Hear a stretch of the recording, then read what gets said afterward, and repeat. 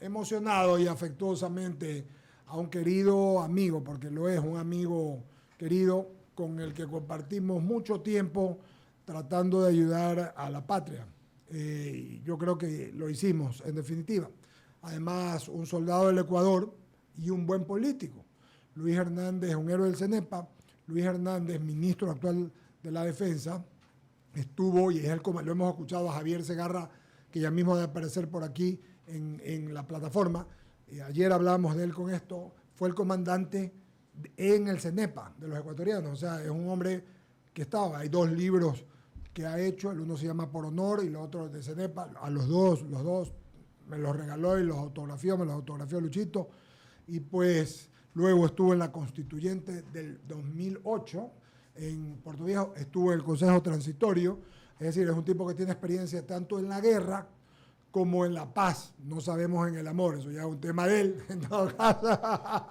Pero lo que sí sé es que es un buen político. Acepta a Luis Hernández y cuando aceptó el ministerio con un presidente como Guillermo Lasso, que es un presidente que tiene legitimidad de elección y está legitimándose en el ejercicio, la mayor parte de los ecuatorianos, creo yo, si no todos, nos congratulamos porque es un hombre que sabe lo que está haciendo. Con este saludo a mi amigo Lucho Hernández,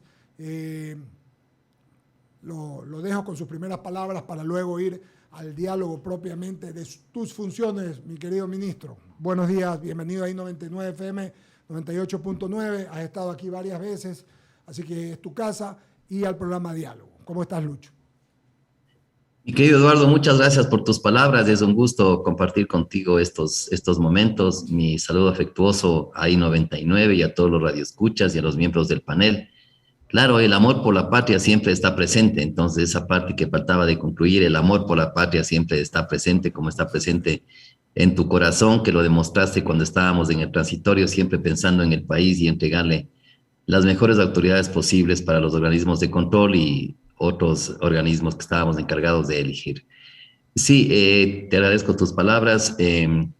La vida me ha traído a cumplir el deber más cerca de mi patria. Estoy con un gobierno del señor presidente Lasso que, como tú lo acabas de indicar, es sumamente, cada vez se legitimiza más con sus acciones porque lo hace pensando en el Ecuador, pensando en los más necesitados, pensando en resolver el problema del bienestar, de la seguridad.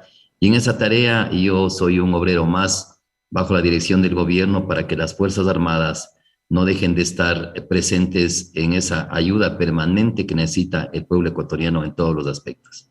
Lucho Hernández, y el bautizo tuyo fue terrible, pues, ¿no? Llegas, te nombran y viene el paro enseguida. La verdad que yo pensaba y me reía, si a Lucho Hernández siempre le pasan estas cosas. Te tocó todo. ¿Cómo salió esto? ¿Me puedes hacer una evaluación de las protestas? ¿Cómo la viste desde el punto de vista de Fuerzas Armadas? Sí, sabes que ese se llama el bautizo de fuego, ¿no?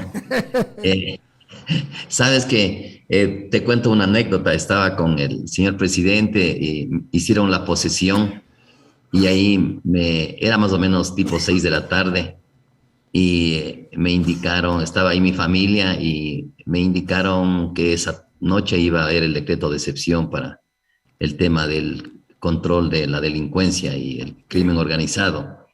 Entonces yo opté por irme inmediatamente al Ministerio de Defensa. Entonces me fui caminando desde la Plaza Grande hasta el Ministerio de Defensa. Mi familia me acompañó, mi esposa y mi hijo me acompañó hasta la Plaza de Santo Domingo y de ahí yo me fui a pie el resto. Llegué así de improviso al ministerio, les cité a los comandantes y les indiqué la misión que tenía que cumplir al día siguiente y a partir de esa noche. Entonces inmediatamente dimos las disposiciones. Yo creo que en este tipo de movilizaciones no hay ganadores ni perdedores. Al final pierde el país, pierde el productor, pierde el que hace el turismo, pierde el que tiene que sacar sus productos, pierde todo el Ecuador. Eso es lo que tenemos que todos darnos cuenta, que el diálogo es la única salida para impedir que se llegue a acciones de hecho como las que tuvimos esos días. Estimo yo que los objetivos que quería alcanzar, los que paralizaron, no se alcanzaron. El gobierno mantuvo la movilidad en la medida de lo posible.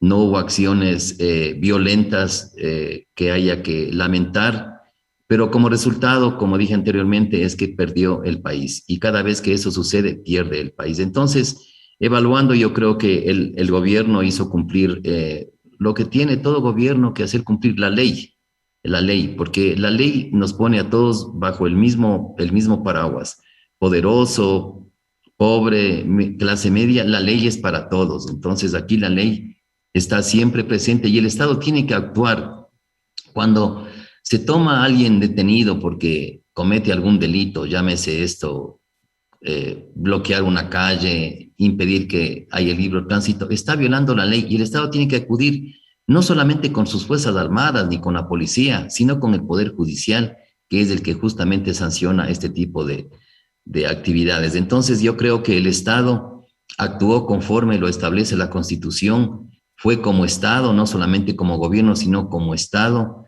porque hubo detenidos, hubo llevados por la Fiscalía para formular cargos, algunos cargos no fueron formulados, así es, esa es la justicia, pero el Estado actuó y el Estado tendrá que seguir actuando de esa forma. Lucho Hernández, entrando propiamente ya a tus funciones, el presidente nos comentó en una reunión hace 2 semanas o 3 que iba a hacer algo que nos lo había dicho aquí Mario Pazmiño, que si bien se ponían los radares, había que hacer una ley de intercepción, se llama de interdicción con misiles de los aviones. También se dijo en esa reunión que los tucanos, los aviones tucanos, podrían interceptarlos. Pero nos contó el señor presidente, nos contó el presidente Lazo, que no se había pagado a los proveedores que daban los mantenimientos a los aviones. ¿Han podido resolver esto? Sí, el gobierno se encuentra solamente 5 meses y hay muchos problemas que ya se están empezando a solucionar. Por 14 años las Fuerzas Armadas fueron descuidadas y obviamente cuando se descuida se afecta en todos los aspectos, Sí, en el señor. aspecto de personal, en el aspecto de mantenimiento y como hay equipo militar, el equipo militar necesita un mantenimiento permanente, por ejemplo los aviones. Los aviones necesitan ser revisados de acuerdo a lo que llegue primero, o el número de horas de vuelo o cierto tiempo. Si el avión no vuela y ha pasado un tiempo, es como el aceite de un auto, nos decían, no sé si ahora funciona igual, yo a veces le cambio el aceite a mi auto. Es igual, Entonces, ¿sí? no, sí sigo un esquema. Claro. Dicen 5.000 kilómetros o 3 meses, lo que llegue primero. Entonces no es porque se dejó de usar el carro que ya se deja de poner el aceite o cambiar el aceite. Entonces lo mismo pasa, disculpen la explicación tan básica, pero hay mucho equipo sofisticado que ha dejado de ser mantenido por la falta de recursos o por la falta de atención, porque en estos 14 años sí ha habido recursos, pero siempre se trató de debilitar a las Fuerzas Armadas y es justamente lo que nuestro gobierno quiere, es fortalecer a las Fuerzas Armadas, que no es otra cosa que darle su capacidad operativa. Entonces los aviones tucanos están dentro de esas prioridades y ya se está empezando a tener los presupuestos para que esos aviones entren a funcionar al 100%. Lucho, yo no le doy mucho crédito al Twitter, pero por allí me comentaron y me pasan que están diciendo algunos que el radar que han puesto en Manabí es un radar que estaba usándose en la frontera en el oriente, en Esmeraldas, y que lo han pasado acá. ¿Es esto verdad? Sí, se está reubicando los radares, indudablemente, se está reubicando hasta que lleguen radares que se van a adquirir, pero se ha destinado, se ha dado prioridad a ciertas partes del territorio que se demostró que necesitaban más control y entre esas está la provincia de Manabí. Entonces se ha hecho una reubicación justamente considerando en dónde está la mayor amenaza y el mayor problema de avionetas que están realizando actividades ilícitas. Porque en el oriente, por ejemplo, una avioneta tendrá que transitar por la selva y eventualmente tendrá que cruzar los Andes, lo cual es difícil. Entonces, mayormente están utilizando el corredor de la costa. Entonces, en ese sentido, colocar el radar en Montecristi es la mejor alternativa para poder solucionar ese sector que el momento actual es el prioritario. Obviamente, con los radares que vengan, ya se tendrá cubierto todo el territorio ecuatoriano. Mi querido Lucho, sigo en las preguntas, ¿no? Hace una semana, 2 exoficiales de la Marina publican en el diario El Universo un escrito respecto al tema del buque Orión. Yo debo entender, conociéndote, que hay muchas prioridades y que el gobierno nacional, más aún cuando ha hecho el presidente la excelente propuesta que ha hecho en el tema medioambiental de las Galápagos, del corredor de Galápagos a la isla de Cocos, etcétera. No es que no va a comprar un barco para reemplazar al Orión, sino que seguramente lo va a hacer en el presupuesto del año que viene. Estoy pensando como lógicamente. ¿Estamos de acuerdo? ¿Es esa la idea?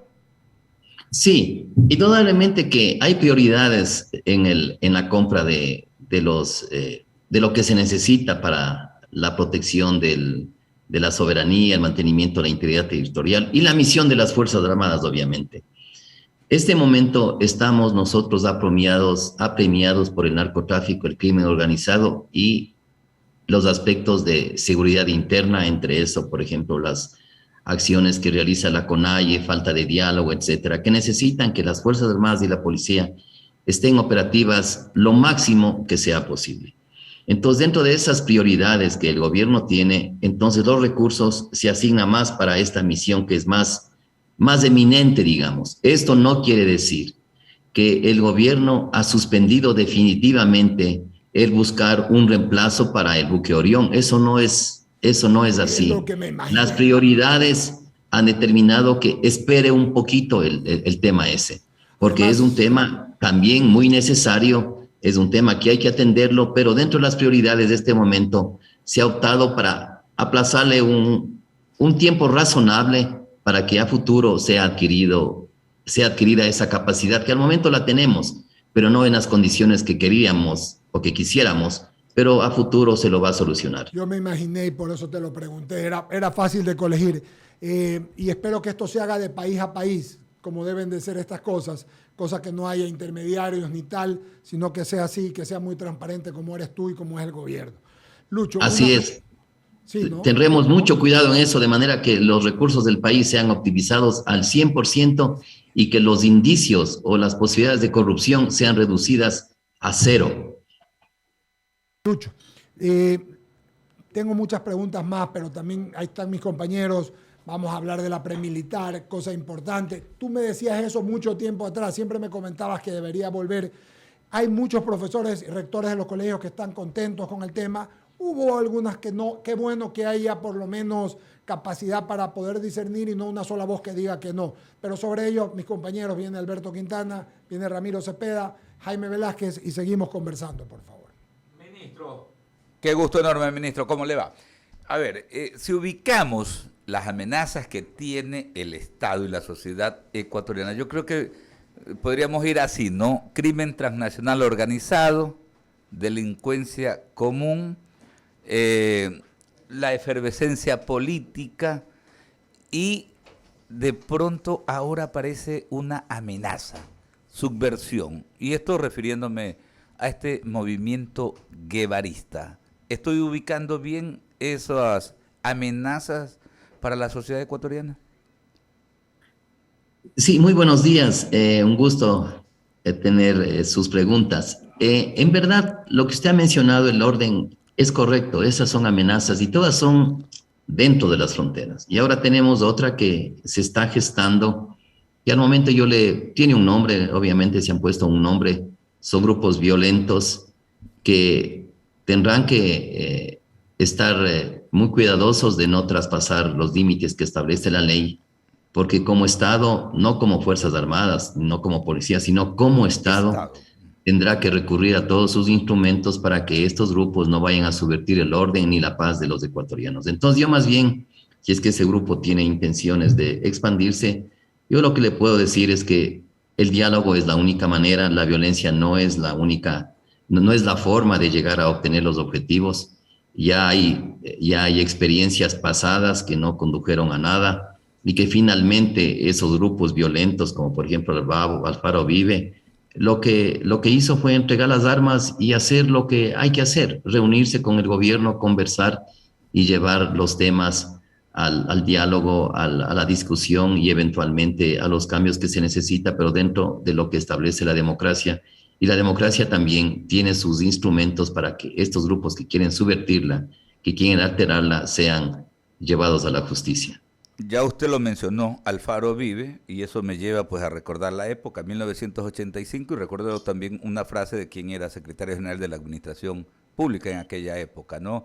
Que decía, a la subversión como al pavo hay que matarlo a la víspera, y ese concepto encerraba muchísimo el hecho de que el Estado no puede dejar avanzar una amenaza subversiva de esa naturaleza. De pronto hay que tener en consideración aquello, ¿no? Así es, o sea, el Estado tiene que prevenir y cuando de alguna manera ya se ha logrado ciertos focos, el Estado tiene que aplicar toda la fuerza de la ley. Y eso vemos en todas partes del mundo, no es solamente un tema del Ecuador. El Estado tiene que protegerse porque al protegerse el Estado está protegiendo al resto de la sociedad. Entonces no es el Estado en sí el que se protege, sino la sociedad. Y una parte del Estado, usted sabe, es del territorio y la población, entonces hay que protegerle al resto de la población. Más temprano entrevistaba al economista Ramiro Narváez, asambleísta representante de la provincia del Carchi. Él preside la Comisión de Soberanía, Integración y Seguridad Integral, ¿no? Tienen, pues, en estos momentos están preparando un proyecto de ley, están trabajando en el tema de la crisis carcelaria, pero ellos también tienen la altísima responsabilidad, están avanzando con el Código Orgánico de Entidades de Seguridad Ciudadana y Orden Público, y algo que tiene que ver también con el personal de las Fuerzas Armadas. Entonces él decía, y eso estaba enterado que usted iba a estar con nosotros, y me pedía, sería importante que el ministro, poder reunirnos con el ministro, porque de pronto él desconoce, le había escuchado algunas declaraciones suyas en las que urgía a que la Asamblea avance con el tema del Código Orgánico de Seguridad Ciudadana, ¿no? Y decía, pero nosotros estamos avanzando e incluso hay un equipo de juristas del Ministerio de Defensa que trabajan con nosotros. Entonces, estamos avanzando en este tema. En aras precisamente de esa articulación que debe tener el Estado, las funciones, en este caso la legislativa y la ejecutiva, ¿tiene pensado usted de pronto reunirse con los integrantes de esta comisión? Porque de acuerdo a lo que él me dice y varias ocasiones ha conversado con nuestro equipo, pues ellos están trabajando fuerte en ese tema porque lo consideran prioritario. Esos 3 marcos legales, súper que prioritarios, ministro. Sí, y que sí, en realidad yo, o sea, me gustaría muchísimo, apenas termine esta entrevista, yo voy a llamarle al señor asambleísta, es un gusto saber que él desea reunirse. Yo también he pensado hacer lo mismo, sino que las actividades, estoy recién 15 días, pero las actividades de las últimas semanas, sí, las últimas semanas han estado un poquito intensas, entonces estaba dentro de las actividades reunirme con ellos, por supuesto. Usted sabe que la legislatura es un poder fundamental para salir adelante en muchas cosas. Y yo estoy seguro que la Asamblea va a apoyarnos en ese tema. Obviamente yo me refería no a lo que está sucediendo ahora en la Asamblea, sino que me refiero a estos temas que ya están 3 años, no tiene que ver nada el legislativo actual, sino los anteriores, más bien, por lo que escucho, ahora justamente la comisión encargada de estos temas está dando la salida que nosotros realmente como miembros del Ministerio de Defensa y las Fuerzas Armadas quisiéramos que se los atienda, y estoy muy, muy contento de saber que eso está sucediendo. No tengo la menor duda que lo harán lo más rápido posible de acuerdo a lo que la situación amerita. Y me atrevo a comentárselo, ministro, porque yo intuyo, ¿no? Ya por la experiencia que uno tiene en el campo de la comunicación, ¿no? Él abiertamente dice, sí, nosotros estamos muy interesados, estamos avanzando, entonces sería importante poder conversar, y justamente llegábamos a una conclusión, ¿no? El hecho de que el Estado, lo que se llama el Estado en sí, no hay una verdadera articulación. Él se quejaba, por ejemplo, de que a nivel del Consejo de la Judicatura no se puede avanzar. Mencionábamos lo que ocurre también, no hay esas coordinaciones tan efectivas con el Ministerio Público, con el Consejo de la Judicatura, con los otros estamentos. Entonces, no podemos dar una respuesta al ciudadano ante amenazas graves que tenemos cada día, ¿no? Yo mencionaba más temprano incluso que a más de los hechos que se suscitan, refiriéndonos a la violencia carcelaria, al tema de los sicariatos, de los asaltos por todas partes, hay también incluso una amenaza utilizando las redes sociales. O sea, cosas que, por ejemplo, ni siquiera... Le pongo un ejemplo rápido. Ayer inundaban en este sector del país, pues, las redes sociales, el hecho de que supuestamente habían asesinado a la señora que había ganado el último sorteo de la Junta de Beneficencia del Pozo Millonario. Algo que era falso, pero que de alguna manera agarra tremendas connotaciones, ¿no? Por esto que le estoy diciendo, y que a la gente la asusta tremendamente. Nosotros utilizamos el término, es como que hay una intencionalidad de querer poner de rodillas a la sociedad, ministro. Así es, así es. Entonces, justamente eso es el siglo XXI, ¿no? El Twitter, las redes sociales. Yo creo que poco a poco la ciudadanía irá asimilando esta nueva herramienta que tiene cosas muy positivas, también tiene de las otras, pero me imagino el mundo vivió algo parecido, tal vez en menor intensidad, cuando se inventó por primera vez el teléfono y se podía llamar y ya no había que mandar la carta que llegaba después de 3, 4, dependiendo hasta meses. Entonces, el mundo vive ahora algo mucho más difícil de poder asimilarlo, pero yo creo que mantener los valores de una sociedad, que una sociedad exista donde la mayoría tenga valores, donde la gente recurra a la información que esté debidamente verificada. Entonces, todos estos males que han estado siempre en el ser humano, o sea, cuando uno ve los comentarios, yo casi no veo los comentarios del Facebook, le tengo prácticamente anulado, no tengo Twitter, porque yo me valgo más de los Twitters institucionales y no lo que me dicen las personas o han dicho las personas, porque muchos de esos, sabe hoy, los trollers, y mucho lo que sale en el Twitter es a veces lo que somos los seres humanos. No somos realmente al 100% llenos de bondad, de generosidad, y a veces nos sale la parte mala y a veces parecería que en el Twitter, en las redes, sale mucho de lo malo de nosotros, de lo que siempre hemos sido, ¿no? Somos seres con muchos defectos, pero también con muchísimas virtudes. Y ojalá las redes cada vez reflejen más la última parte que acabo de mencionar, las virtudes. Sí, la parte positiva. 8:52, conversando con el ministro de Defensa, el general Luis Hernández. Ramiro Cepeda tiene otras inquietudes para usted, señor ministro. Ministro, buenos días. Ramiro Cepeda le saluda. Yo quiero recoger algunas de sus respuestas y una respuesta que dio el presidente de la República en una entrevista en cadena de televisión, cuando dijo que en un consejo de seguridad él había preguntado a un oficial que si el no uso o no instalar los radares en la zona específicamente del perfil costanero había sido un acto de olvido o de una omisión deliberada. Y él contestó al periodista diciendo que había sido una omisión deliberada. Este movimiento que ha habido de un radar de un sitio a otro, para mi concepto, corríjame si me equivoco, es un acto sensible, debería ser un acto secreto, que no trascienda, pues si trasciende no va a surtir los efectos que la autoridad y la seguridad está demandando. ¿Qué hay? ¿Filtraciones? ¿Hay contaminación en autoridades? ¿Qué es lo que está sucediendo? Porque yo no lo entiendo. Por eso le pregunto al ministro de Defensa. Sí, muy buenos días, señor Cepeda. Antes de iniciar contestando su pregunta, quisiera manifestarles que yo tengo en 5 minutos que abandonar la entrevista porque tengo una reunión urgente. Me ha pedido una cita a un señor embajador y a un señor embajador no hay cómo hacer esperar un solo minuto. Así es, correcto. Entonces, respondiendo a su pregunta, sí, eso es realmente... La reserva en estos temas es sumamente importante, sumamente importante. Lastimosamente, el mover un radar de un lugar a otro, no tenemos los medios suficientes para moverlos como se hace en otros países con un helicóptero de gran capacidad para mover de un lugar a otro, con lo cual el sigilio se mantiene.